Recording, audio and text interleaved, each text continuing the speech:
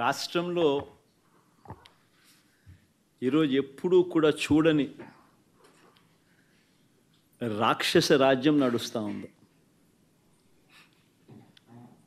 నిజంగా దేవుడి దగ్గరికి వెళ్ళే కార్యక్రమాన్ని కూడా అడ్డుకునే మనస్తత్వం బహుశా నా రాజకీయ జీవితంలో నేను ఎప్పుడు చూడలే.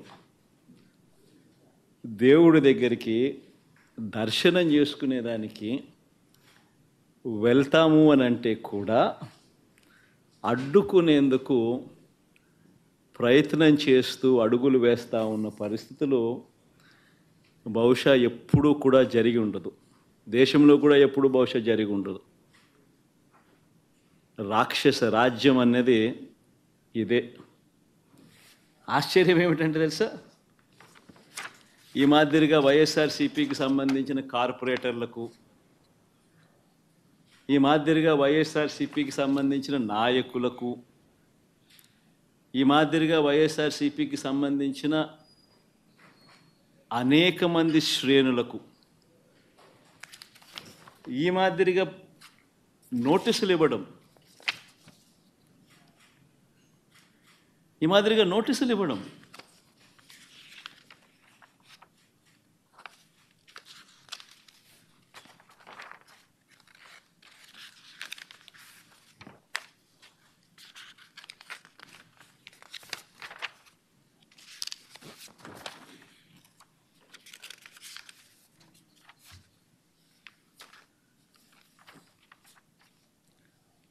నోటీసులో ఏమని రాస్తారు?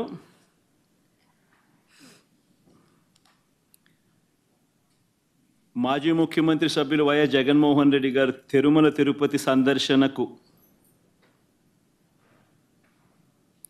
సందర్శన ఉన్నందున సదరు కార్యక్రమానికి అనుమతి లేనందున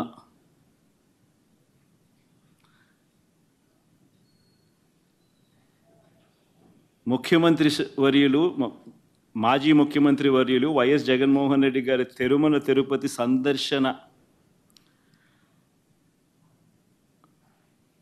సందర్శనకు సదరు కార్యక్రమానికి అనుమతి లేనందున మీ ఆధ్వర్యంలో కార్యకర్తలతో మరియు మీ సొంత వాహనాలలో బయలుదేరి తిరుపతికి చేరుకుని వారు నిర్వహించే కార్యక్రమంలో పాల్గొంటారని సమాచారం. కావున అనుమతి లేని పై తెలిపిన కార్యక్రమమందు పాల్గొనడం చట్టరీత్యా వ్యతిరేకమని తెలియజేస్తూ ఇవ్వబడుతున్న నోటీసు.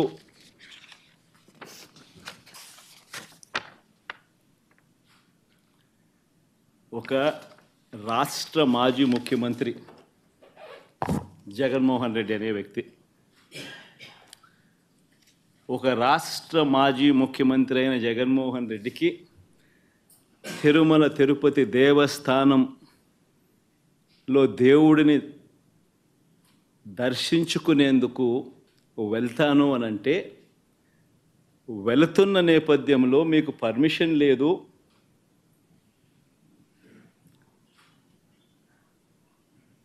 ఆ కార్యక్రమంలో ఎవరు పాలు పంచుకున్నా మీ అందరినీ అరెస్ట్ చేస్తాము అని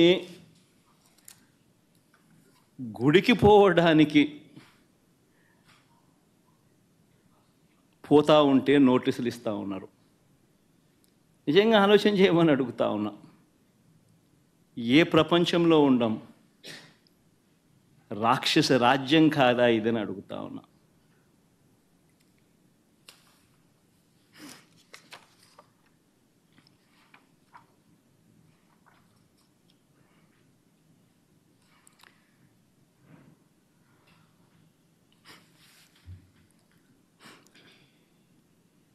ఒకవైపునేమో నన్ను ఇలా వెళ్ళనివ్వకుండా, ఒకవైపున వైఎస్ఆర్సీపీ శ్రేణులు ఎవరు కూడా వెళ్ళనివ్వకుండా ఈ మాదిరిగా నోటీసులు ఒకవైపున ఇస్తూ, మరోవైపున టీవీలలో చూస్తే ఆశ్చర్యకరమైన విషయాలు, చుట్టుపక్కల రాష్ట్రాల నుంచి కూడా బీజేపీ వాళ్ళని తప్పిస్తున్నారు. మరి బీజేపీ పై వాళ్ళకు తెలుసో తెలీదో నాకైతే తెలియదు, కానీ చుట్టుపక్కల వాళ్ళ దగ్గర నుంచి కూడా బీజేపీ వాళ్ళని కూడా అక్కడికి రప్పిస్తున్నారు. కొన్ని వేల మంది పోలీసులు అక్కడ మోహరించినట్టుగా చూపిస్తూ ఉన్నారు. నేను అడుగుతా ఉన్నా, ఎందుకు ఇంతగా టాపిక్ డైవర్ట్ చేయడానికి కోసం ఎందుకు ప్రయత్నం చేస్తూ ఉన్నారు? ఎందుకు ఇలా టాపిక్ డైవర్ట్ చేయడం కోసం ఎందుకు ఇంత ఆరాట పడతా ఉన్నారు?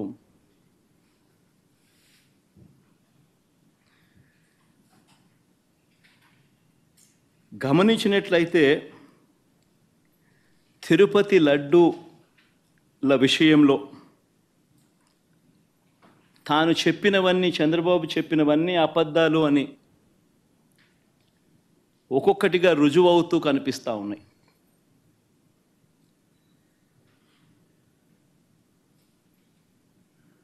ఆ కనిపించే నేపథ్యంలో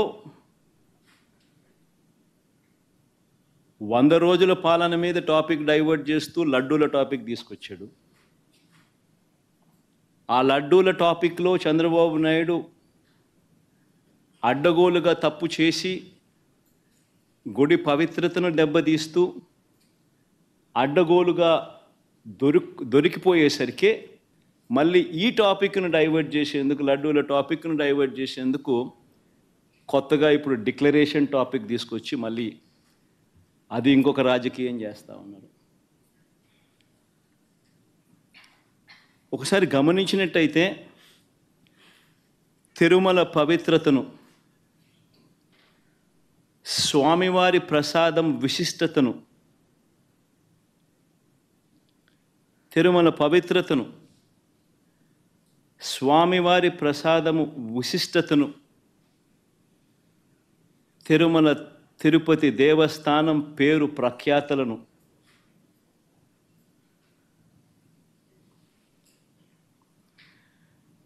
రాజకీయ దుర్బుద్ధితో, ఐ రిపీట్ దిస్ వర్డ్, రాజకీయ దుర్బుద్ధితో, జంతువుల కొవ్వుతో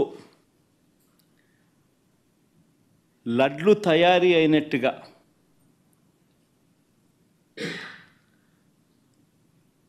ఒక జరగని విషయాన్ని జరిగినట్టుగా, ఒక జరగని విషయాన్ని జరిగినట్టుగా ఆ కల్తీ ప్రసాదాన్ని భక్తులు తిన్నట్టుగా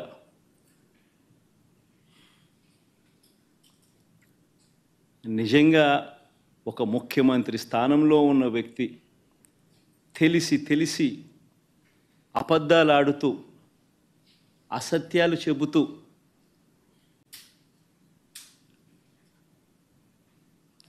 స్వామివారి పేరు ప్రఖ్యాతలను, లడ్డు, తిరుపతి లడ్డు విశిష్టతను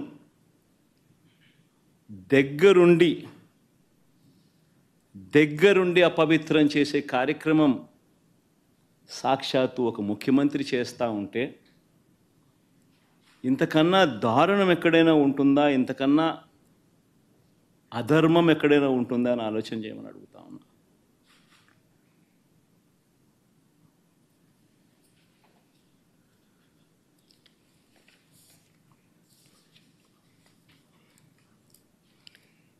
ఒకసారి వీటికి సంబంధించిన విషయాలు మరొక్కసారి పునరుద్ఘాటిస్తా. ఏ రకంగా చంద్రబాబు నాయుడు గారు అనే వ్యక్తి ఏ రకంగా తాను అబద్ధాలు చెబుతూ అబద్ధాలకు ఏ రకంగా తాను రెక్కలు కట్టాడు అన్న విషయాలను మరొక్కసారి మీ అందరికీ కూడా ఆధారాలతో సహా చూపిస్తా.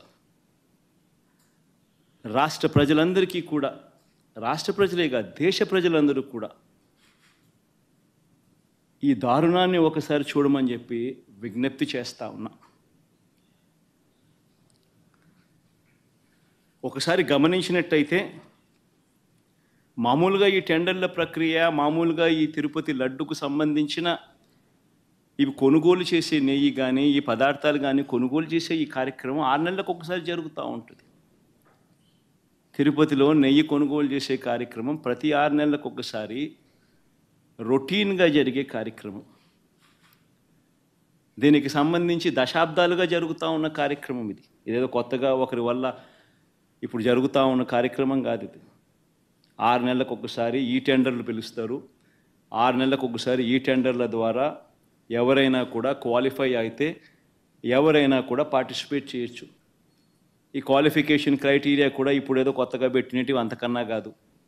ఇవన్నీ రొటీన్గా దశాబ్దాలుగా జరుగుతూ ఉండేటివి. తిరుపతి లడ్డు అంటే విశిష్టత ఉంది. వాళ్ళ తిరుపతి లడ్డు అని అంటే నా చిన్నప్పటి నుంచి కూడా తిరుపతి లడ్డు అని అంటే ఒక విశిష్టతగా దాన్ని చూసే పరిస్థితి. దాంట్లో ఉన్న టేస్టు వేరే లడ్లలో ఉండని టేస్ట్. ఇది మనందరికీ కూడా చిన్నతనం నుంచి మనమంతా కూడా చూస్తూనే ఉన్నాం. దశాబ్దాలుగా ఈ ప్రక్రియ జరుగుతూ ఉంది తిరుపతిలో. అలాంటి ఈ ప్రక్రియ ఒకసారి గమనించినట్లయితే అదే ప్రక్రియలో భాగంగా ప్రతి 6 నెలలకు ఒకసారి టెండర్లు పిలిచే కార్యక్రమం జరుగుతుంది. టెండర్లలో ఎవరైనా క్వాలిఫై అయిన వాళ్ళు ఎవరైనా పార్టిసిపేట్ చేయొచ్చు. ఆ క్వాలిఫై అయిన వాళ్ళల్లో L1 ఎవరికైతే వస్తుందో, తక్కువ రేటు ఎవరైతే కోట్ చేస్తారో వాళ్ళకు న్యాచురల్గా టీటీడీ బోర్డు టెండర్ను అప్రూవ్ చేస్తుంది. ఇది ఒక రొటీన్ ప్రక్రియ. దీంట్లో గవర్నమెంట్కి సంబంధమే ఉండదు వాస్తవం చెప్పాలంటే. టీటీడీ బోర్డు అన్నది కూడా ఒక ప్రసిద్ధికాంచిన బోర్డు. మామూలుగా దాంట్లో బోర్డులో సభ్యులు కూడా దేశం మొత్తం నుంచి కూడా దాంట్లో సభ్యత్వం తీసుకుంటారు. కేంద్ర మంత్రులు రికమెండేషన్ చేస్తారు టీటీడీ బోర్డుకు సంబంధించిన బోర్డు మెంబర్స్ను. చుట్టుపక్కల రాష్ట్రాల ముఖ్యమంత్రులు కూడా రికమెండ్ చేస్తారు టీటీడీ బోర్డుకు సంబంధించిన బోర్డు సభ్యత్వం కోసం. అంటే వాళ్ళ రాష్ట్రాలలో వాళ్ళు విశిష్టత ఉన్న వ్యక్తులనుగా భావించిన వాళ్ళు రికమెండ్ చేస్తారు. అటువంటి కూర్పుతో కూడిన టీటీడీ బోర్డు అది. అక్కడ ఉన్న వాళ్ళు ఎవరు కూడా తప్పు చేయాలనుకున్నా కూడా తప్పు చేయలేని పారదర్శక పద్ధతిలో టీటీడీలో ఓవర్ ది డికేడ్స్ సిస్టమ్స్ అన్నీ ఇవాల్వ్ అయి ఉన్నాయి. అక్కడ వచ్చే వాళ్ళు కూడా బోర్డు మెంబర్స్ కూడా ప్రసిద్ధిగాంచిన వ్యక్తులు. పారదర్శక విధానంతో దేవునికి ఇంకా ఎలా చేస్తే దేవునికి ఇంకా మంచి చేయాలి అని తాపత్రయంతో అక్కడ బోర్డు మెంబర్స్గా వాళ్ళు కూర్చొని నిర్ణయాలు తీసుకుంటారు. ఇవన్నీ నేను చెప్పేటివన్నీ ఏదైతే చెప్తా ఉన్నామో ఇవన్నీ కూడా మనందరికీ తెలిసిన విషయాలే, వాస్తవాలు. ఇక్కడ ఈ ప్రక్రియలో కూడా ఇదే మాదిరిగానే టెండర్లు పిలిచారు. 6 నెలలకు ఒకసారి పిలిచే ఈ టెండరింగ్ ప్రక్రియలో ఆ టెండర్లలో క్వాలిఫై అయిన వాళ్ళను L1గా ఎవరైతే వచ్చారో వాళ్ళను టెండర్స్ అప్రూవ్ చేసి వాళ్ళందరికీ కూడా ఇవ్వడం జరిగింది. ఆ టెండర్లలో అప్రూవ్ చేసిన వాళ్ళు ఒక్కరికే పూర్తిగా కూడా ఇచ్చే కార్యక్రమం కూడా జరగదు. వాళ్ళకు 65% మేరకు వాళ్ళకు ఆ మాదిరిగా ఇస్తారు. మిగిలిన వాళ్లకు అదే రేటుకు మిగిలిన వాళ్ళను కూడా తగ్గించి మిగతా వాళ్ళను కూడా ఇచ్చుకుంటూ పోతారు టెండర్లలో పార్టిసిపేట్ చేసిన వాళ్ళకు కూడా. ఇది రొటీన్గా జరుగుతూ ఉన్న కార్యక్రమాలు దశాబ్దాలుగా. ఇదే మాదిరిగా సప్లై చేసే వాళ్ళు సప్లై చేస్తూ పోతున్నారు. సప్లై చేసే మెకానిజంలో కూడా రోబస్ట్ పద్ధతులు ఉన్నాయి. ఎవరైతే క్వాలిఫై అవుతారో వాళ్ళు సప్లై చేసే ప్రతి ట్యాంకర్తో పాటు NABL సర్టిఫైడ్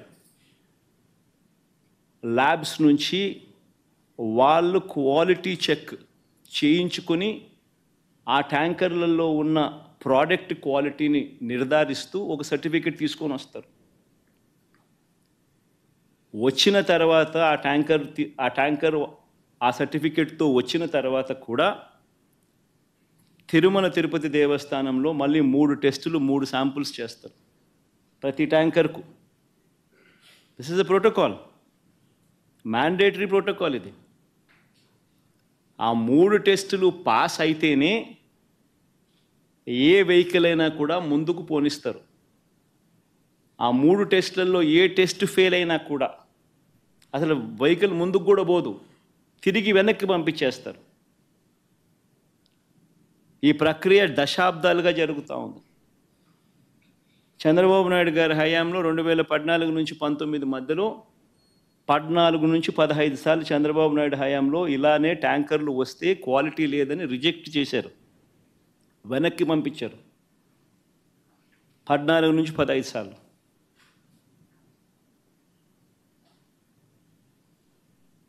మంచిది. ఒక రోబస్ట్ ప్రక్రియ అన్నది ఒకటి ఉంది. తప్పులు ఎవడైనా చేయాలనుకుంటే తప్పులు చేసే అవకాశం లేని ఒక గొప్ప ప్రక్రియ ఒకటి తిరుపతిలో ప్రాక్టీస్లో ఉంది. సిమిలర్గా 2019 నుంచి 24 మధ్య వైఎస్ఆర్సీపీ రెజ్యూమ్లో కూడా 18 సార్లు ఇదే మాదిరిగానే రిజెక్ట్ చేసి వెనక్కి పంపించారు. ఇవి నేను చెప్పినటివన్నీ కూడా అక్షర సత్యాలు. ఒక గొప్ప ప్రాక్టీస్ ఒకటి ఉంది, ఒక గొప్ప ప్రొసీజర్ ఉంది.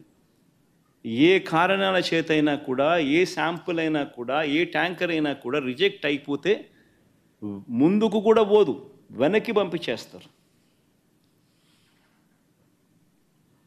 మరి అలాంటి పరిస్థితి ఇక్కడ కూడా జరిగింది. చంద్రబాబు నాయుడు గారు ముఖ్యమంత్రి అయిన తర్వాత ఈ టెండర్లలో సప్లై స్టార్ట్ అయింది. ఇప్పుడు వీళ్ళు టీటీడీ బోర్డు కూడా వీళ్ళైతే ఏదైతే ఫైనలైజ్ చేసినారో ఆ బోర్డు ఫైనలైజ్ చేసిన, అప్రూవ్ చేసిన వాళ్ళు ఎప్పటి నుంచి సప్లై చేశారు? జూన్ 12వ తారీఖు నుంచి వాళ్ళు సప్లై చేశారు. అంటే అప్పటికి చంద్రబాబు నాయుడు గారి ప్రభుత్వం వచ్చింది. వచ్చిన తర్వాత ఈ సప్లైలు మొదలయ్యాయి. మొదలైన ఈ సప్లైలలో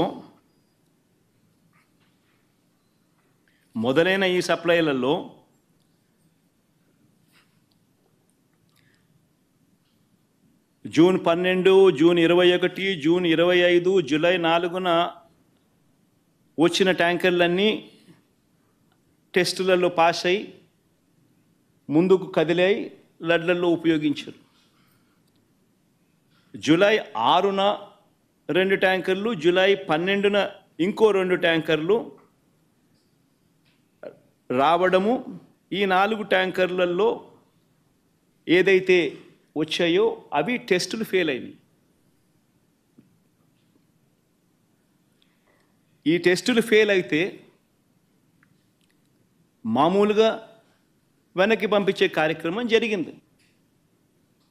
ఈ టెస్టులు ఫెయిల్ అయినప్పుడు ఈ 3 టెస్టులు చేసిన తర్వాత వెనక్కి పంపించేదానికి పక్కన పెట్టేసి మామూలుగా CFTRI central food technological research institute మైసూరుకు పంపిస్తారు. డౌట్లు ఇంకా ఫర్దర్గా ఏమైనా ఒక్కొక్కసారి ర్యాండమ్గా కూడా పంపిస్తూ ఉంటారు. ఫర్దర్గా ఏదైనా వెరిఫై చేసేదానికేనగా. కానీ ఇక్కడ మాత్రం గుజరాత్కు పంపించారు NDDB. ఫస్ట్ టైం TTDలో జరిగిన ఘటన ఇది. NDDB was brought into the picture for the first time.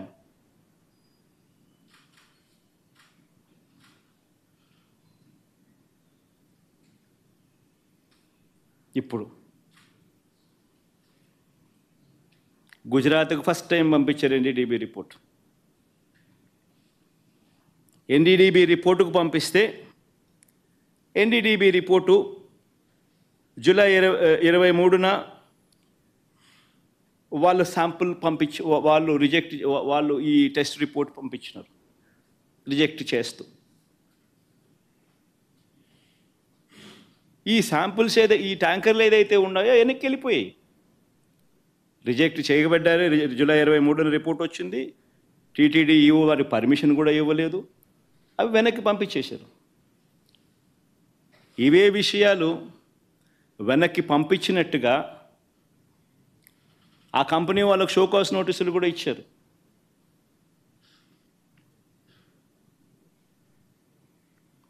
మీ ట్యాంకర్లు మీకు వెనక్కి పంపించేసేస్తున్నాం, పంపించడంతో పాటు మీకు షోకాస్ నోటీస్ కూడా ఇస్తున్నాము అని చెప్పి కూడా ఇచ్చారు. సో నేను అడుగుతా ఉన్నా, వాడని మెటీరియల్, వాడని నెయ్యి క్లియర్గా వాడని నెయ్యి అని చెప్పి క్లియర్గా తెలుస్తూ ఉన్నా, ఆ నెయ్యి వాడకంలో వాడలేదు అని తెలుస్తూ ఉన్నా. చంద్రబాబు నాయుడు గారు ఉద్దేశపూర్వకంగా ఎందుకు ఆ నెయ్యి వాడారు అని 2 నెలల తర్వాత సెప్టెంబర్ 18వ తారీఖున ఎందుకు అన్నాడు?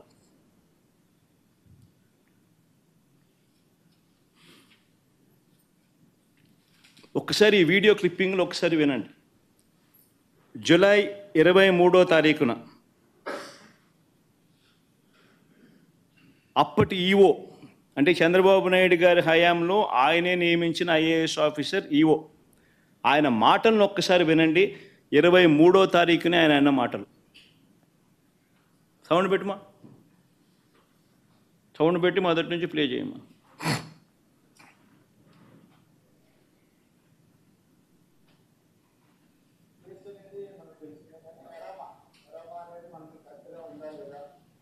లేకపోతే మేము చర్యలు తీసుకుంటాం. అందరి మేనేజ్మెంట్ వాళ్ళు వచ్చారు, ఒక్కొక్కరు మాట్లాడుకుంటాం. చెప్పిన తర్వాత కొంతమంది ఇంప్రూవ్ చేశారు. ఆ శాంపుల్స్లో అడల్టరేషన్ ఉందని తెలియదు. అడల్టరేషన్ ఏం అడల్టరేషన్ ఉందంటే వెజిటబుల్ ఫ్యాట్స్. వెజిటబుల్ ఫ్యాట్స్ అంటే వనస్పతి అంటాం కదా, వెజిటబుల్ బియ్య వనస్పతి అది తెలిసింది. ఆ సప్లైకి బ్లాక్ లిస్ట్ చేయడానికి షోకాల్ నోటీస్ ఇవ్వడం జరిగింది. ఈ టెండర్ ట్యాంకర్స్ కూడా 2 ట్యాంకర్స్ ఉన్నాయి. ఆ 2 ట్యాంకర్స్ కూడా రిజెక్ట్ చేయడం జరిగింది. ఆ 2 ట్యాంకర్లను కూడా రిజెక్ట్ చేయడం జరిగింది. షోకాస్ నోటీస్ ఇవ్వడం జరిగింది. వనస్పతి ఆయిల్ అడల్టరేషన్ చేసినారని కూడా ఆయన అన్నాడు. మరి క్లియర్ కట్గా 23వ తారీఖునే, జూలై 23వ తారీఖునే ఈఓ వెరీ క్లియర్గా వాడకంలోకి ఇది తీసుకొని రాలేదు అని చెప్పి ఇంత క్రిస్టల్ క్లియర్గా చెప్పినా కూడా 2 నెలల తర్వాత సెప్టెంబర్ 18వ తారీఖున చంద్రబాబు నాయుడు గారు అనే వ్యక్తి అన్నీ తెలిసి తాను ఏ రకంగా అబద్ధాలు ఆడాడో వినండి ఒకసారి. దగ్గర పెట్టే ప్రసాదం అపవిత్రం చేసే విధంగా ఒకసారి బాధేస్తుంది. నాసి రకమైన ఇంగ్రీడియంట్సే కాకుండా ఎనిమల్ ఫ్యాట్ కూడా వాడారు. ఏది గీకు బదులు, గీకి బదులు యానిమల్ ఫ్యాట్ కూడా వాడారని, లడ్లు తయారయ్యాయని, భక్తులకు పంచారని, భక్తులు తిన్నారని ఏకంగా సాక్షాత్తు ఒక ముఖ్యమంత్రి అన్నీ తెలిసిన వ్యక్తి అబద్ధాలు ఆడడం. మళ్ళీ సెప్టెంబర్ 20వ తారీఖున ఈఓ మళ్ళీ ఇచ్చిన ఇంటర్వ్యూ, చంద్రబాబు నాయుడు గారు 18వ తారీఖున తాను ఈ మాటలు మాట్లాడితే సెప్టెంబర్ 19వ తారీఖున, అంటే చంద్రబాబు నాయుడు మాట్లాడిన మరుసటి రోజే సెప్టెంబర్ 19వ తారీఖున ఏకంగా తెలుగుదేశం పార్టీ వాళ్ళు వాళ్ళ తెలుగుదేశం పార్టీ ఆఫీసు నుంచి ఈ ఎన్డీడీబీ గుజరాత్ నుంచి తెప్పించిన ఈ కాన్ఫిడెన్షియల్ రిపోర్టును రిలీజ్ చేస్తారు తెలుగుదేశం పార్టీ ఆఫీస్ నుంచి. సెప్టెంబర్ 19వ తారీఖున, అంటే చంద్రబాబు నాయుడు 18వ తారీఖున మాట్లాడతాడు అబద్ధాలు వల్ల వేస్తూ. సెప్టెంబర్ 19వ తారీఖున, అంటే మరుసటి రోజు తెలుగుదేశం పార్టీ ఆఫీస్లో నుంచి ఈ రిపోర్ట్ రిలీజ్ చేస్తారు. ఈ ఎన్డీడీబీ రిపోర్ట్, గుజరాత్ నుంచి వచ్చిన ఈ కాన్ఫిడెన్షియల్ రిపోర్టును తెలుగుదేశం పార్టీ ఆఫీస్ రిలీజ్ చేస్తుంది. చేసిన తర్వాత మళ్ళీ 20వ తారీఖున టీటీడీ ఈఓ తాను ప్రెస్లో మాట్లాడుతూ తానేమన్నాడో ఒక్కసారి విందాం.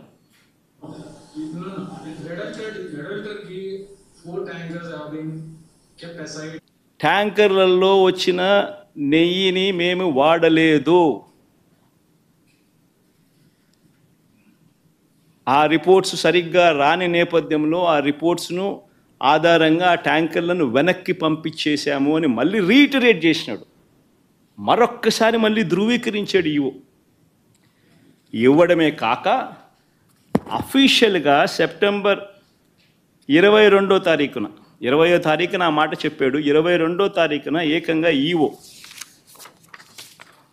తాను సంతకం చేసి, ఇది ఈఓ సంతకం,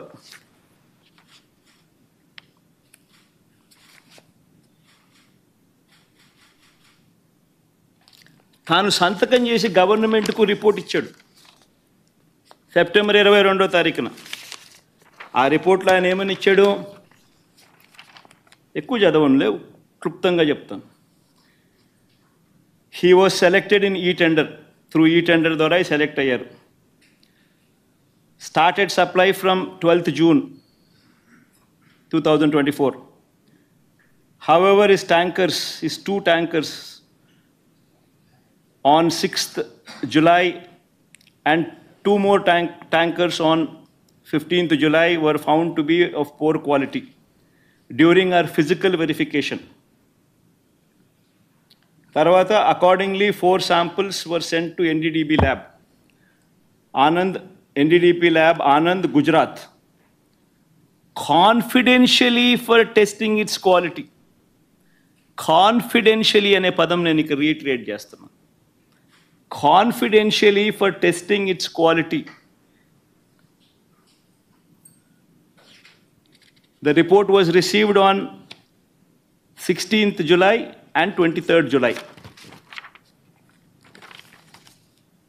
The adulterated cow ghee tankers supplied by the dairy was returned back. Vanaki పంపించేశాం and stopped further supplies from them, and show cause notice was issued to them.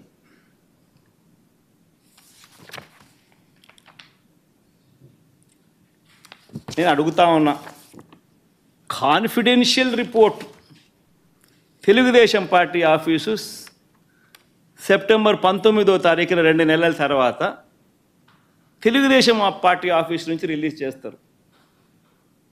ఈ గుజరాత్ నుంచి వచ్చిన ఈ ఎన్డీడీబీ రిపోర్ట్.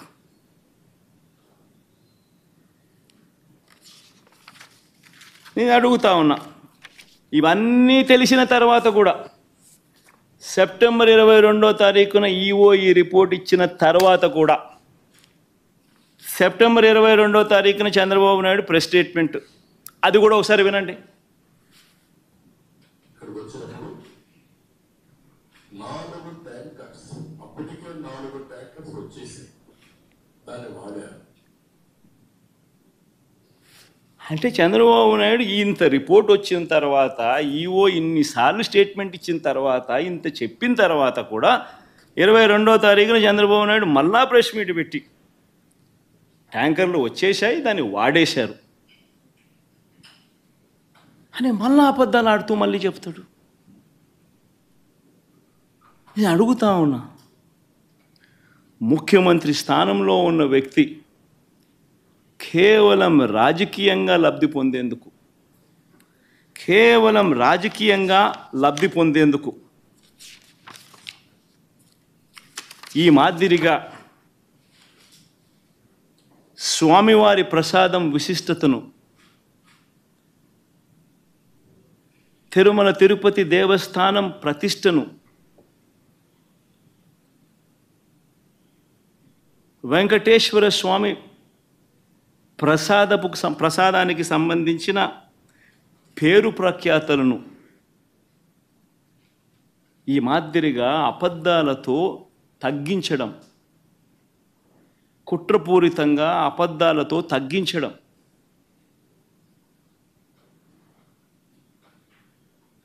అపవిత్రత కాదా అని అడుగుతా ఉన్నా.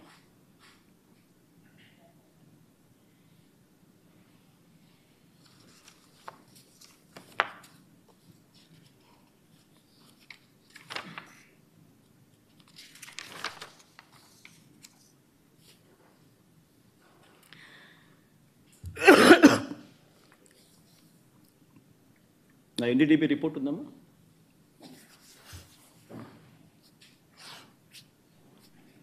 పోనీ ఆ ఎన్డీడీబీ రిపోర్ట్, ఆ గుజరాత్ నుంచి వచ్చిన ఎన్డీడీబీ రిపోర్ట్ పోనీ ఆ రిపోర్ట్ అన్నా కానీ ఖచ్చితత్వం ఉందా? ఆ రిపోర్ట్ అయినా ఖచ్చితమైన రిపోర్టా అని అంటే ఒకసారి గమనిస్తే ఆ రిపోర్ట్లో వాళ్ళే డిస్క్లైమర్లు రాసినారు. ఆ రిపోర్ట్లో వాళ్ళే డిస్క్లైమర్లు రాశారు. ఆ రిపోర్ట్ ఒకసారి కూడా చూపించుకో, తప్పే ఉంది. ఆ రిపోర్ట్లో డిస్క్లైమర్ చూపించు, ఆ రిపోర్ట్ టెలికాస్ట్ పెట్టండి. ఆ రిపోర్ట్లో వాళ్ళే డిస్క్లైమర్ రాశారు. ఏమని రాశారు? ది ఎస్ వాల్యూ అంటే ఉండాల్సిన స్టాండర్డ్ వాల్యూ కన్నా ఉన్న స్టాండర్డ్ వాల్యూ ఆ శాంపుల్స్లో డీవియేషన్స్ ఉన్నాయి. కానీ హౌవెవర్ కానీ ఈ సర్కమ్స్టాన్సెస్లో ఒక false positive result can also be obtained. అంటే ఇలాంటి సర్కమ్స్టాన్సెస్లో ఒక false positive result can also be obtained అని డిస్క్లైమర్ కూడా ఇచ్చారు. ఆ false positive result can be obtained అనే డిస్క్లైమర్లో వాళ్ళు ఇచ్చిన పరిస్థితులు ఏమిటంటే, if the milk is obtained from bovine milk other than cow's milk,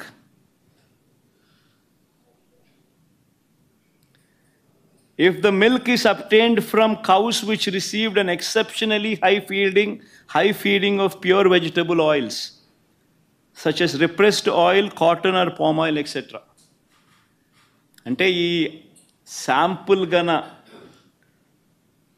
ఆవుల దగ్గర నుంచి ఆ ఆవులు high feeding of pure vegetable oils such as repressed oil, cotton, palm oil ఇటువంటివి తిన్న పరిస్థితులు ఆ ఆవులో ఉంటే ఈ రిపోర్ట్లు ఈ మాదిరిగా రావచ్చు అని కూడా చెప్పడం జరిగింది.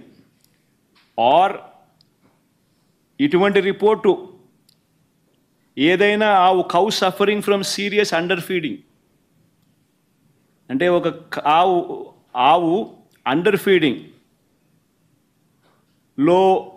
ఉన్నప్పుడు, సరిగ్గా తిండి తిననప్పుడు ఆ ఆవులో నుంచి పాలు తీసినప్పుడు కూడా ఇలాంటి రిజల్ట్సే వస్తాయంట.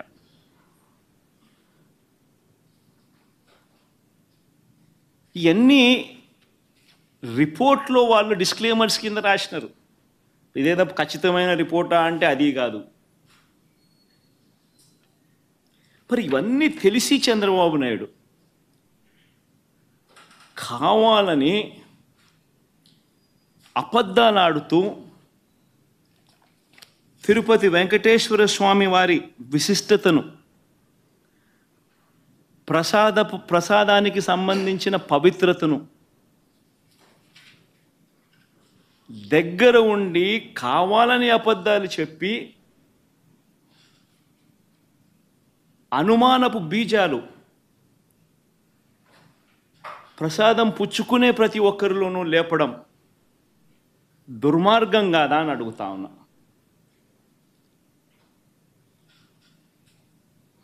అపవిత్రం కాదా అని అడుగుతా ఉన్నా. నీ రాజకీయ స్వార్థం కోసం వెంకటేశ్వర స్వామి ప్రతిష్టను దిగజారుస్తూ ఉన్నాం. నీ రాజకీయ స్వార్థం కోసం వెంకటేశ్వర స్వామి ప్రసాదానికి సంబంధించిన విశిష్టతను దిగజారుస్తూ ఉన్నాం. జరగనిది జరిగినట్టుగా, యానిమల్ ఫ్యాట్తో తయారు చేసినట్టుగా ఒక అబద్ధాన్ని ప్రచారం చేస్తూ ఉన్నాం.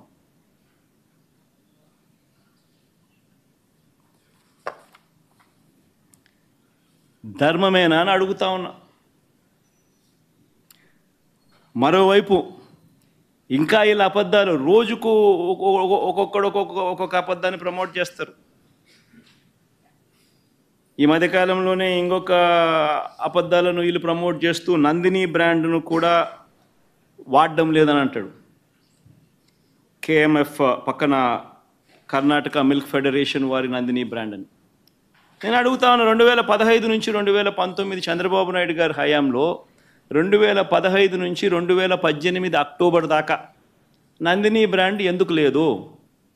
చంద్రబాబు నాయుడు గారు కొనుగోలు చేసిన 6 నెలలకు ఒకసారి పిలిచిన టెండర్ల ప్రక్రియలో ఎందుకు లేదు?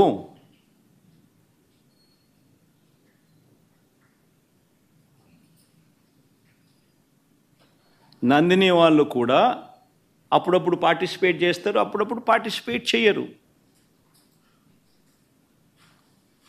మన హయాంలో కూడా 2019 తర్వాత మన హయాంలో కూడా నందిని వాళ్ళు అప్పుడప్పుడు పార్టిసిపేట్ చేశారు.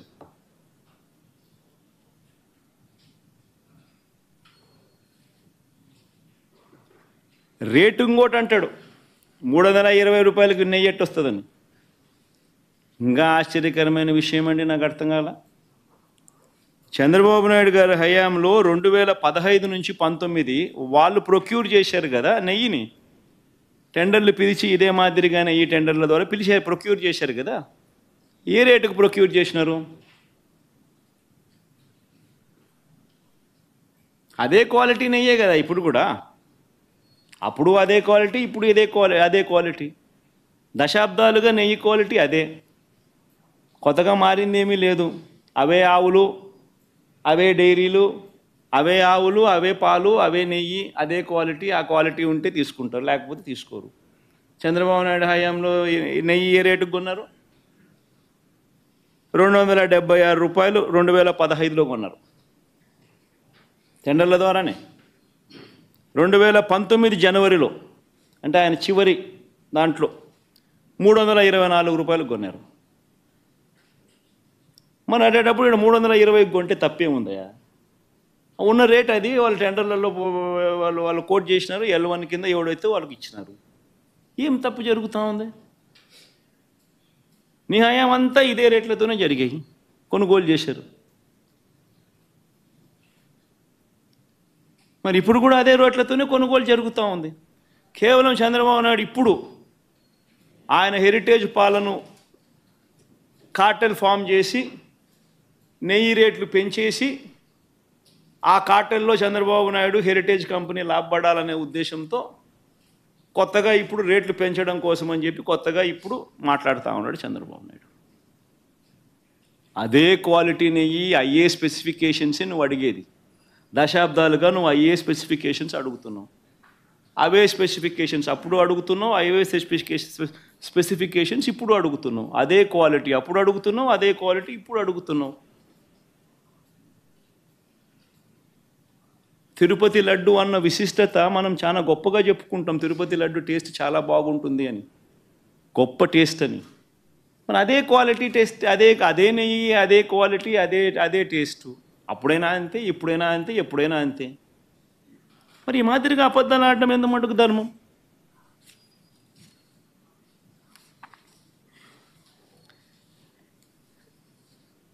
చంద్రబాబు గారి పాపాలు నిజంగా ఒక్కొక్కటిగా కూడా బయటకు వస్తూ ఉన్న నేపథ్యంలో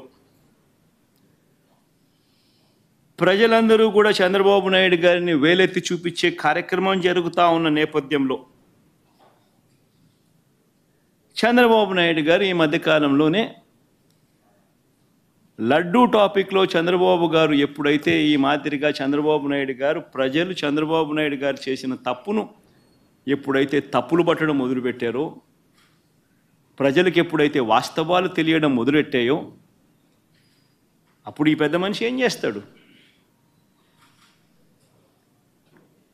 టాపిక్ డైవర్ట్ చేయడం చేస్తూ ఏమంటాడు? టాపిక్ డైవర్ట్ చేయడం కోసం ఏమంటాడు? డిక్లరేషన్ సర్టిఫికేట్ అంటే. ఇప్పుడు నిజంగా ఆశ్చర్యం కాదా? జగన్ ఏమన్నా కొత్తనా? రాజశేఖర రెడ్డి గారు ఏమన్నా కొత్తనా?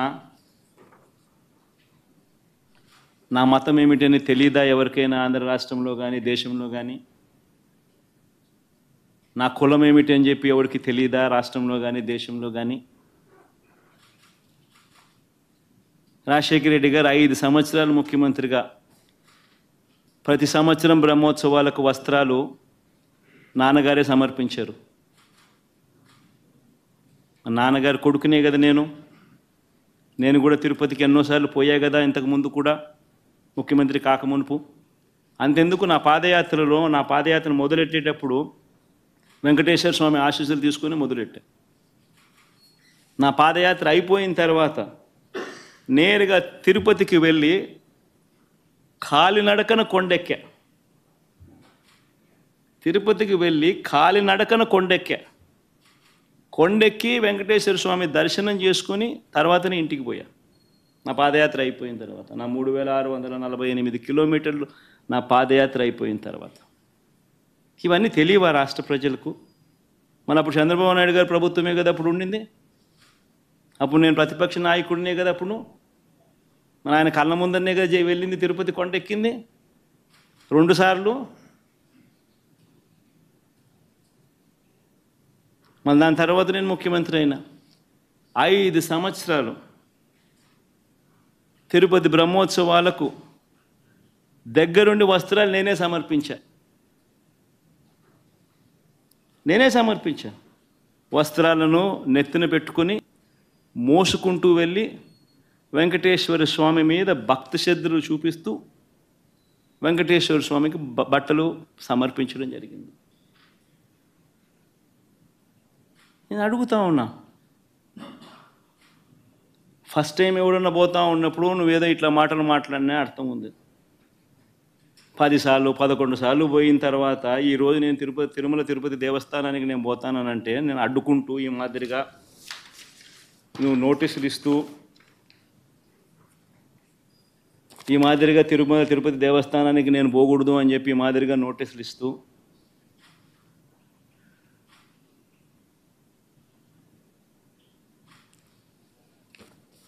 ఈ మాదిరిగా మా ఎమ్మెల్యేలకు మా కార్పొరేటర్లకు అందరికీ కూడా ఈ మాదిరిగా నోటీసులు పంపుతూ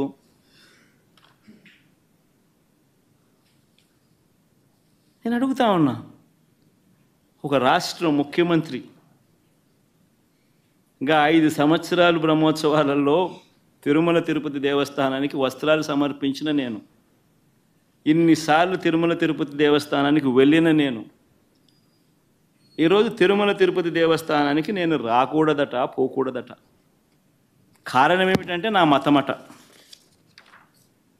నేను అడుగుతా ఉన్నా, నా మతం ఏమిటి అని అడుగుతా ఉన్నారు. అడుగుతా ఉన్నా నా మతం ఏమిటని. అవును, 4 గోడల మధ్య నేను బైబిల్ చదువుతాను, తప్పేముందే? బయటికి పోతే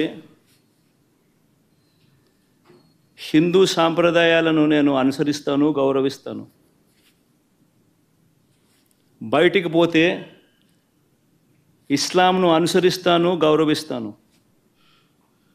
బయటికి పోతే సిక్కిజంను అనుసరిస్తాను, సిక్కిజంను నేను గౌరవిస్తాను. నా మతం ఏమిటని అడుగుతా ఉన్నారు. నా మతం మానవత్వం. డిక్లరేషన్లో రాసుకుంటానేమో రాసుకుంటా.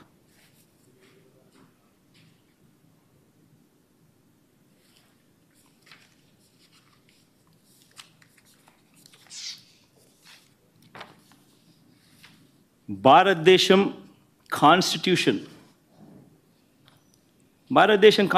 నేను ఒకసారి చదువుతా. అకార్డింగ్ టు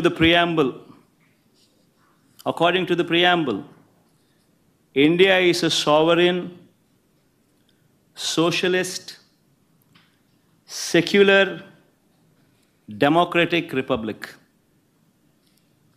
సెక్యులర్ అనే పదానికి అర్థం తెలుసని అడుగుతా ఉన్నా. గుడికి పోయే వ్యక్తిని నువ్వు ఏ మతము అని అడుగుతా ఉన్నావు. ఏ మతము అని చెప్పకపోతే గుడిలోకి ఎంటర్ కాకూడదు అని అంటా ఉన్నావు. సెక్యులర్ దేశం అని చెప్పి చెప్పుకుంటా ఉన్నాం. ఒక ముఖ్యమంత్రిగా పరిపాలన చేసిన వ్యక్తి పరిస్థితి ఇది అయితే ఇక ఆ దళితుల పరిస్థితి ఏమిటి? గుళ్ళలే పోగలుగుతారా? పోయే పరిస్థితి ఉందా? పోనిస్తారా? రానిస్తారా? ఏం చేస్తూ ఉండు? నిజంగా రాజకీయాల్లో మతం పేరుతో రాజకీయాలు చేయడం ఎంత దౌర్భాగ్యమో నేను ఇదే బీజేపీ పార్టీని కూడా అడుగుతా ఉన్నా. బీజేపీ పార్టీ గొప్పగా చెప్పుకుంటుంది హిందూయిజానికి హిందూయిజానికి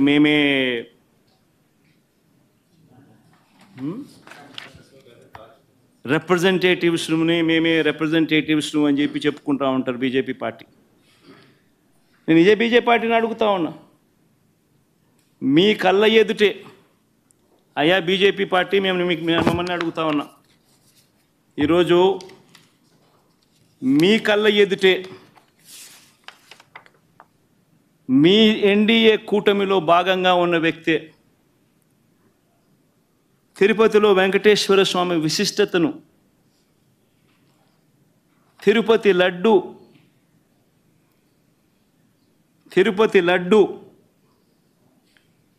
పేరు ప్రఖ్యాతలను, వెంకటేశ్వర స్వామి వైభవాన్ని దగ్గరుండి అబద్ధాలు చెబుతూ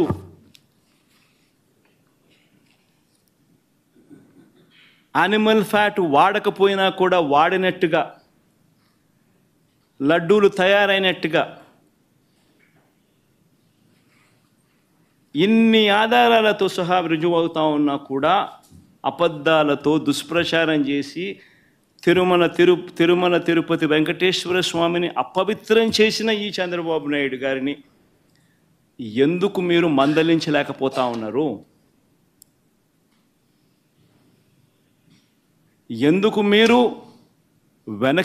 వెనకేసుకొని వస్తూ ఉన్నారు? హిందూయిజంకు మీరే టార్చ్ బేరర్స్ అని చెప్పుకుంటారు. అంటే మీ వాళ్ళు ఏం చేసినా కానీ పర్వాలే, మిగిలిన వాళ్ళు ఏం చేసినా కూడా తప్పే. ఇదెక్కడ హిందూయిజం? ఆలోచన చేయమని అడుగుతా ఉన్న ఈ సో కాల్డ్ హిందూయిజానికి టార్చ్ బేరర్స్గా చెప్పుకుంటా ఉన్న వీళ్ళందరినీ కూడా ఆలోచన చేయమని అడుగుతా ఉన్నా.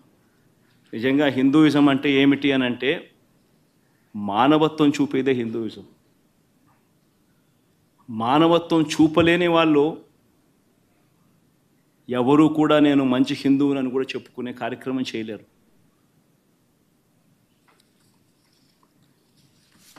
నేను అడుగుతా ఉన్నా, ఇప్పుడు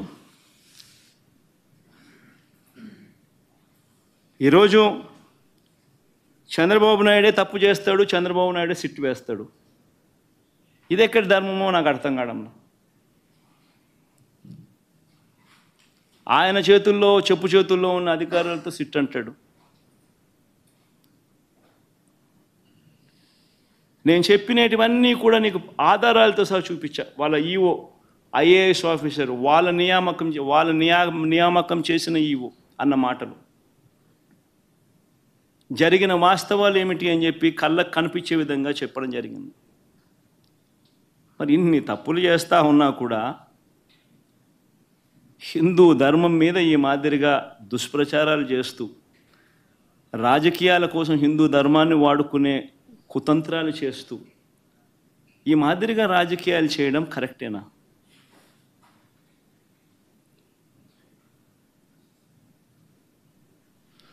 ప్రతి ఒక్కరు ఆలోచన చేయమని అడుగుతా ఉన్నాం. నన్ను గుడికి పంపించకపోయినా కానీ చంద్రబాబు నాయుడు చేసిన పాపాన్ని పూజలు చేయండి, దేవుణ్ణి అడగండి, దేవుణ్ణి ముక్కండి. చంద్రబాబు నాయుడు తప్పు చేశాడు, మేము కాదు తప్పు చేసింది. చంద్రబాబు నాయుడు తిరుమల తిరుపతి వెంకటేశ్వర స్వామిని తగ్గించినాడు, తిరుమల తిరుపతి ప్రసాదాన్ని విశిష్టతను తగ్గించినాడు, కానీ మేం కాదు తప్పు చేసింది. ఆ దేవుని కోపం ఏదైనా ఉంటే అది చంద్రబాబు నాయుడు వరకే పరిమితం కావాలి తప్ప రాష్ట్రం మీదకి రాకుండా పూజలు చేయమని చెప్పి ప్రతి ఒక్కరిని కూడా కోరుతా ఉన్నా. 4 మాటలు ఇంగ్లీష్లో కూడా మాట్లాడతా. 4 మాటలు ఇంగ్లీష్లో కూడా చెప్తే ఇంగ్లీష్లో కూడా వాళ్ళకు కూడా అర్థమయ్యే పరిస్థితి కూడా జరుగుతుంది కాబట్టి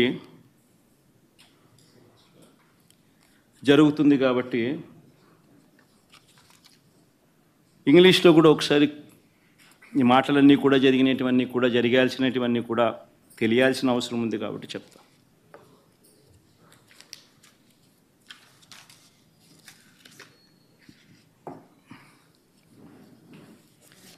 Never in the history of Andhra Pradesh, probably never in the history of this country, probably, we have ever witnessed such a situation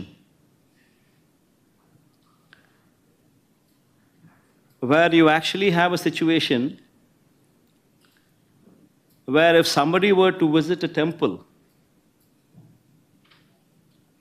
people have been barred from visiting temple.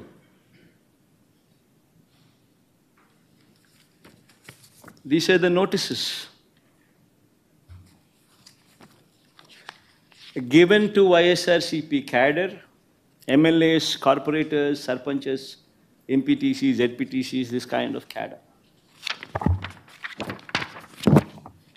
These are the various notices.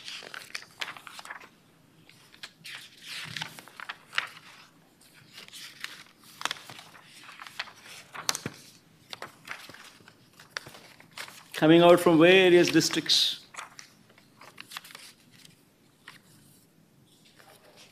And you know what these notices say?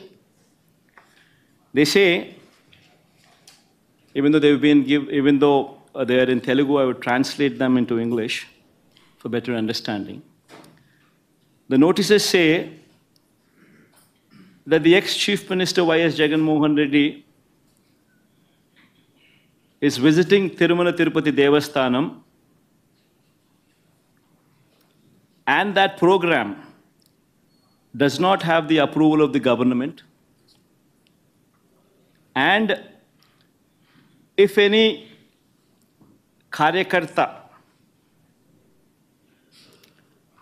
participates in this program, cases would be booked on them. That is the gist of these notices.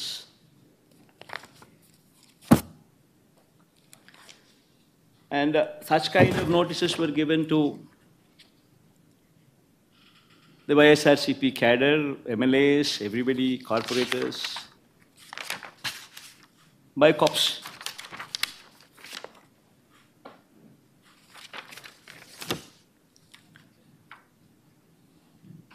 I know the surprising factor is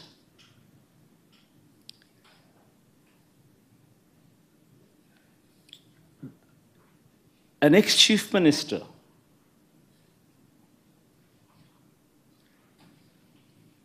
who has visited Tirumala Tirupati Devasthanam temple not once but several times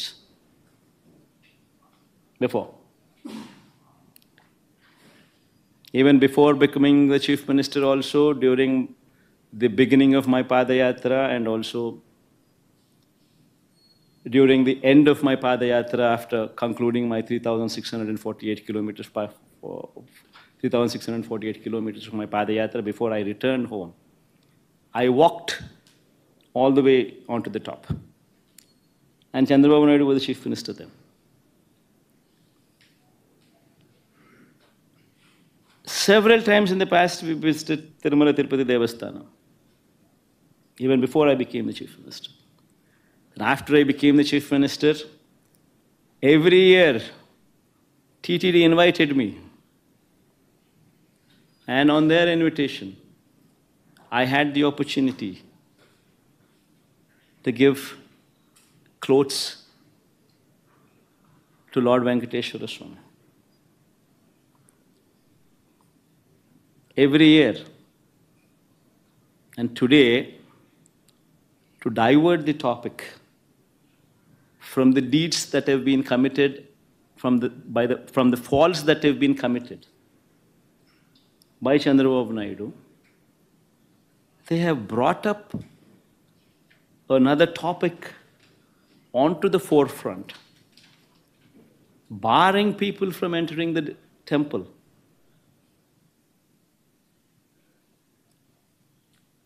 In fact, I'd like to say I like everybody to notice these aspects.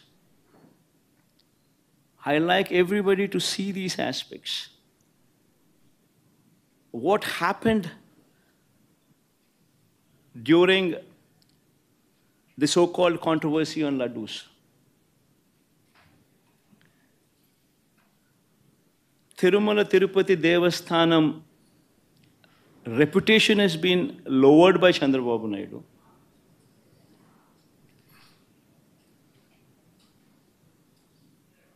The pride of our laddus was diminished by Chandrababu Naidu. He intentionally planted a seed of doubt that the laddus were not good to eat, even though he knew very well that he was lying. I mean, if one were to just see the facts, what took place. See this, the concept of this procurement of material for preparation of laddus or preparation of prasadams is not new. This has been going on for decades.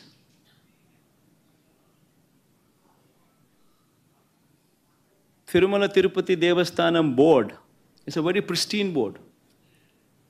You have people from all walks of life, from different states who are board members. In fact, to get a membership onto the board, you actually have recommendations from central ministers. You have recommendations from the neighboring state chief ministers. Such is the esteemness of this board. Such is the pristine of this board. And these board members work there in a very transparent manner,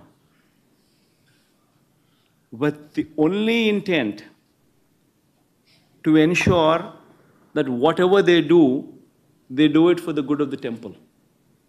With that motto in mind, they work. And as far as these tenders are concerned, it's a routine process.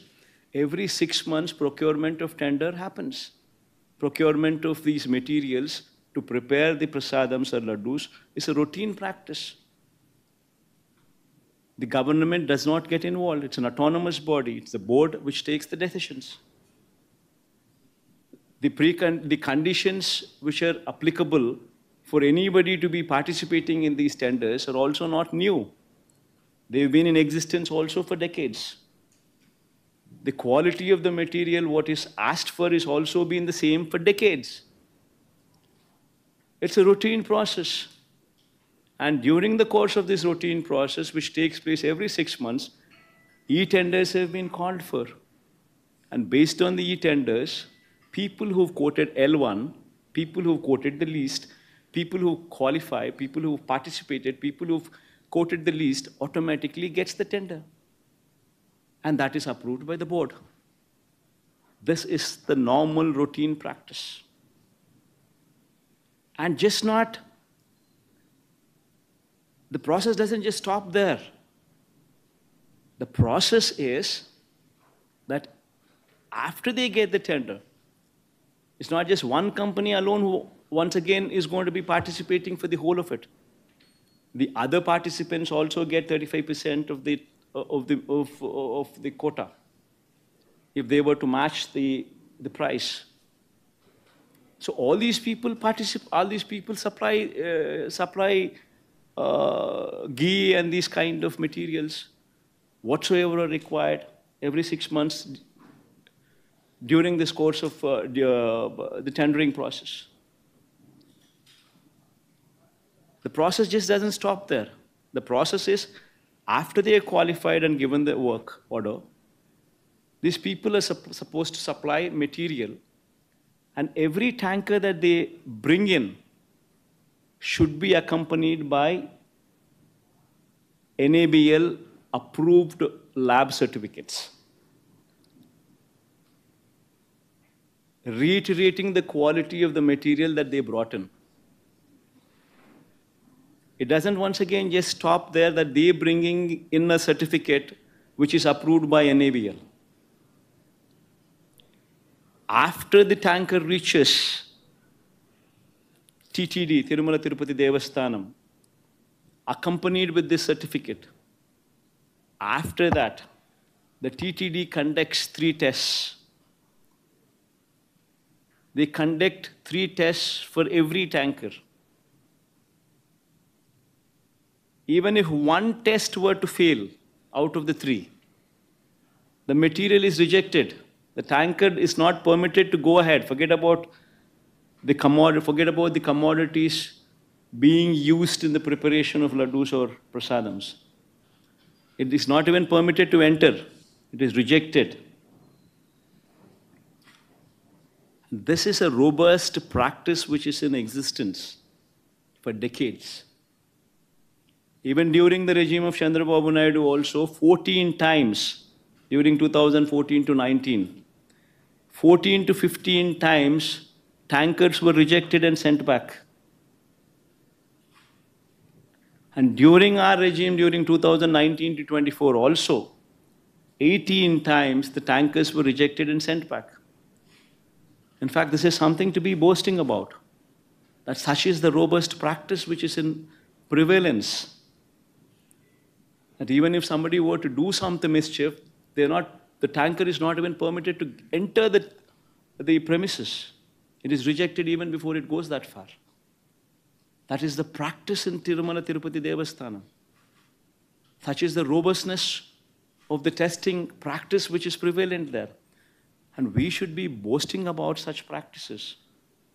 Rather than that, rather than boasting, what did Chandrababu Naidu do? What did this Chief Minister do? I will just play 3 clippings. What happened during the course, one should understand. 10 days have been called. 10 days, the material was supplied. On June 12th, the first material which is reached Tirupati was on June 12th. June 12th, by then Chief Minister, who was the Chief Minister by then? June 4th itself, the results came out. June 12th, it was Chandrababu Naidu's regime which was in prevalent. And the first container, the first tanker came on June 12th. June 12th, 21st, 25th, July 4th, whatever the tankers have come, they all passed through the tests. Good for everybody. They passed through all the 3 tests and then they were permitted to go in. Then again on July 6th and July 12th, 4 more tankers came in which did not pass the test conducted, which did not pass these 3 tests, which were 3 tests conducted on every tanker, and they were rejected.